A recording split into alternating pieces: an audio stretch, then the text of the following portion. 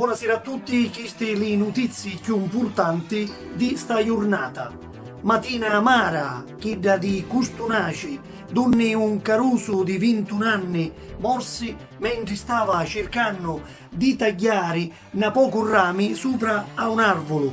Pari che qualche cosa io storto e lo picciutello cadio perdendo la vita. Giovanni Biunno, questo è il nome di lo giovane, tutto lo paese è vicino alla famiglia di sta tragedia che sconcassò lo cuore di tutti. Capo lo posto vennero lì carabinieri per capire come poté succedere lo fatto.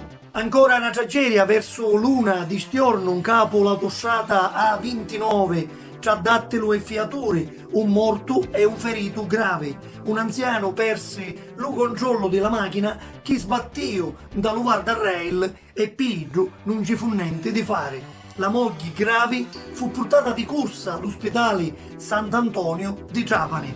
Ci vosse la presenza dei pompieri per levare la coppia di in mezzo alle lamere.